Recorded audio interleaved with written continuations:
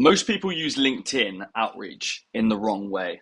And with LinkedIn, for me, it's been one of the most powerful tools to get new business through the door, right? And I think the main thing that people do wrong with LinkedIn outreach is number one, not having the profile optimized. A lot of the time they'll have, you know, director of solar company on their LinkedIn profile, which is easy for me to, reach out to them. However, if you're trying to reach out to other businesses, then it's not really that effective because you're not talking to the ideal customer profile about what problem you solve. And with the headline, it's quite simple. All you need to do is make it really, really simple about what exactly you provide, make it really, really dumb, stupid, simple about who you provide your service to and what you provide to them. The second thing that people get wrong with their LinkedIn profile is that they don't have any social proof.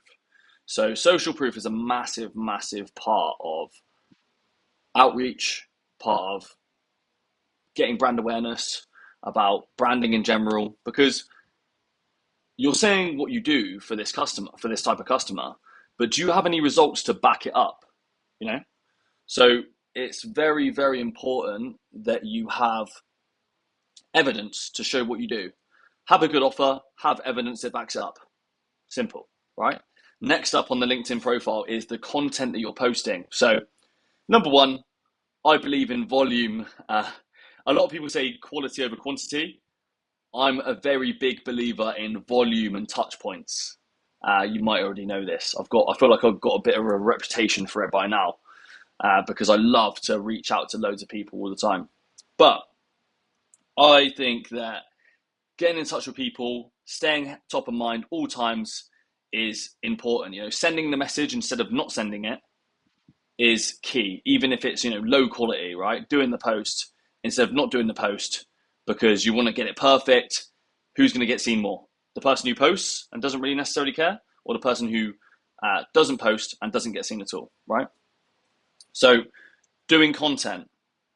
Another thing with content is use it as an opportunity to post your evidence for who you help. And you have a nice big features section along the top, which you can put all of your social proof in there. I would recommend doing that. And you can also use your banner to add the social proof in there as well. Next thing with your LinkedIn profile is your about section, right? So, you should have already explained, who you help, what you help them with in simple terms. You got your banner with the evidence, you got your feature section with the evidence, you got your content section with all the content you post, bringing new people to the page.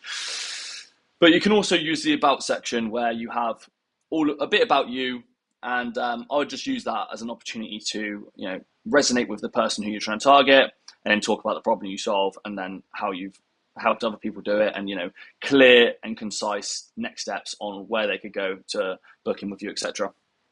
And this is really important when it comes to LinkedIn outreach, because the profile is what they look at when you reach out to them. So the first thing before even the profile is actually there's another thing that's really important with the profile is the profile picture. The profile picture is very, very important. So on your profile picture, you want to have ideally the highest quality possible camera taking a picture of you. I see a lot of people wearing suits and stuff like that in their pictures, which is really professional. That's probably the best thing to do. But I'd say the main thing is just have a professional photo taken of yourself, not a selfie, and make sure that you are, clear background. It's a picture of your head and, maybe shoulders or whatever. But just make sure it's a professional sort of photo, or, a clear photo at least of yourself. If it's not a clear photo of yourself, it doesn't really humanize yourself. If you've got like a company logo or something like that, then you can't really connect with the person on the other side. So yeah, that's really important when it comes to outreach. So profile picture and the headline is like the first thing that someone sees when you reach out to them. Next up is people just trying to be too pitchy when they reach out to a customer. Now, obviously, I like to give out a good sleazy pitch and all that sort of stuff. But at the end of the day, first things first is if I see someone view my profile, I just text them saying hello, like straight up hello. how's it going? And they'll usually reply with hello back, and I'll say what I was looking to say once I know that I've got their attention. Um, and if I'm reaching out to a cold prospect, usually I'll reach out with makes sense to connect because we're in the same space. They'll see my headline, they'll see that what company I'm a part of. They'll also see your followers as well and who you connected with. So that's another important thing. And when you connect with someone, reach out to them. Hey, thanks for the connection. Just out of interest, would this be of interest? Would this offer? So ideally, you want a good offer for this. Is ridiculously good offer, no-brainer offer, interesting? And I mean, I'm sort of being a bit of a hypocrite when I say don't be too pitchy. But what I mean by that is like these long, long, long paragraphs of like, yeah, like we do this technology and it does this and it's groundbreaking because of this. Look at this long testimonial. It's like, mate, I don't even know who you are. I'm not reading this essay. There's a surplus of information on the internet that I could go read through for hours, but there's not enough time. So just get across what you're trying to get across extremely quickly in one sentence. It's really simple and it makes sense. Humanize yourself as much as possible in a world full of AI. What I would actually recommend is if you could do a video talking to the camera, one-to-one personalized video sent to the person, takes a bit of extra time. They know it's a unique video, separates yourself from AI. Why not? It's only going to get you better results. If you've got the time to do it or you got, people who can do it for you, then definitely do that. But reach out, humanize yourself, get across your no-brainer offer in as quick a words as possible, and you'll get bookings from it. Who would have thought? LinkedIn, you will get bookings, but just make sure that your profile is optimized. First things first, profile optimized, yeah? If you get a connection request, if you get a message from someone, they got 63 connections, are you going to think it's legitimate what they're saying? Not really. And I mean, it sounds a bit shallow, but it's true. Like, you need credibility, so build up those connections each week. Connections are going to do you favors. Not even just for the connections that you're connected with, like on top of you being able to follow up with all your prospects and all that sort of stuff. Having connections just looks more credible. And then another thing you can do is when you get more evidence about the service you provide and the results it does, post it, yeah, and then all you have to do is get a link, share it to all of your connections, and then bang, you got another 3,000 I get an extra 3,000 impressions, 3,000 plus, 3,000 impressions from your direct ICP.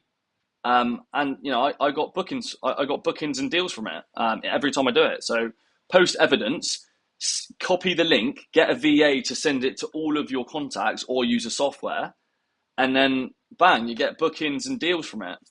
That's another thing you can do. So yeah, I hope that was helpful. I just wanted to note down a few things that were I noticed about people who use LinkedIn but maybe use it a little bit incorrectly. And I've made a decent amount of money from LinkedIn already, so just wanted to share some of the tips and tricks, and then also what people tend to struggle with. Sending these long paragraphs and all that sort of stuff is no one reads it.